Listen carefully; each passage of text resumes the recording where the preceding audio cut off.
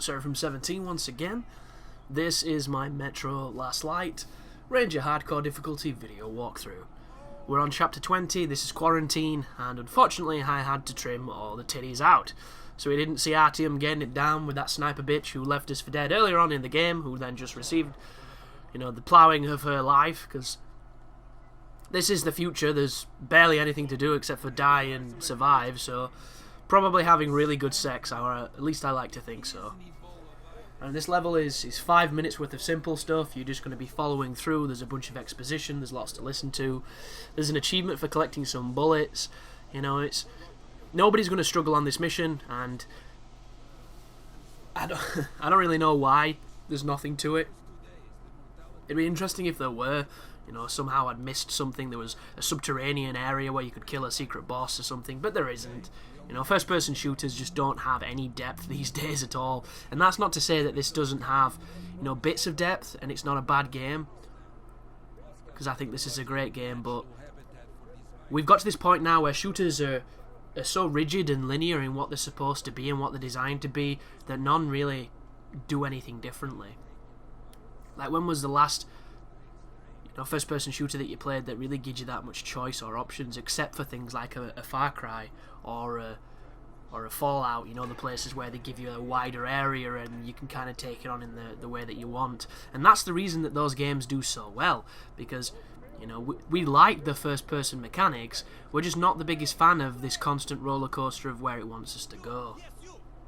Like, I would love optional bosses and side quests and all that kind of stuff in a first-person shooter that's not necessarily set on a giant desert island or in a post-apocalyptic wasteland. It's just, it doesn't seem like any developers want to make that game. So, be as it may. But I'm currently playing a game called Kingdom Hearts Chain of Memories, and it was originally a Game Boy Advanced game, Game Boy DS game, something like that. It's an old-ass game, and they've revitalized it in the engine and all that good stuff, and it looks terrific, and the combat on it is so interesting. Like, I played this game once a long time ago, but I never really thought of it. I just thought it seemed a bit dodgy. But now I'm playing it, it's really cool. It's seemingly simple and extremely complicated at the same time, which is something that I really appreciate.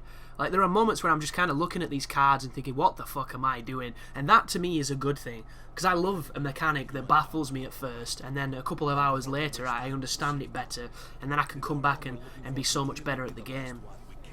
And that's the kind of depth that I really like. And unfortunately, if the habit of gaming is going to continue the way it's going, that depth is going to be what's lost next. And in the previous generations, we lost kind of the B teams.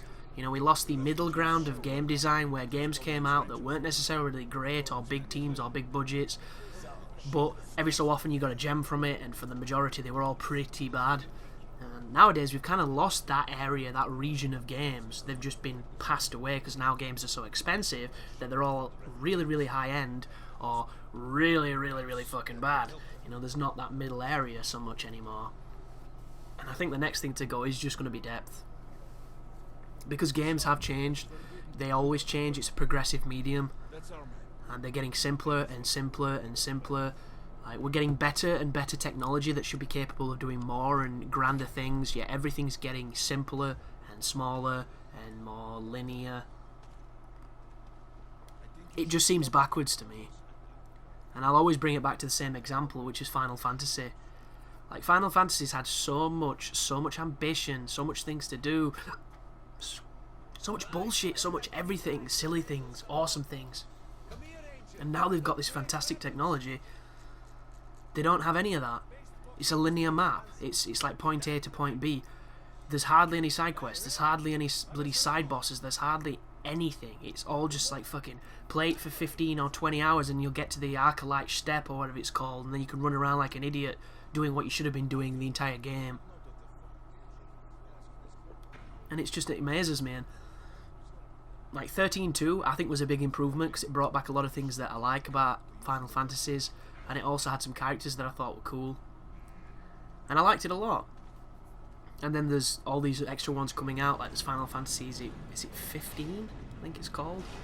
That looks really interesting, because I've never seen anyone like it, which is great, and it's RPG stuff in like a modern setting, and it looks more like what I like about that team and about those games than normally.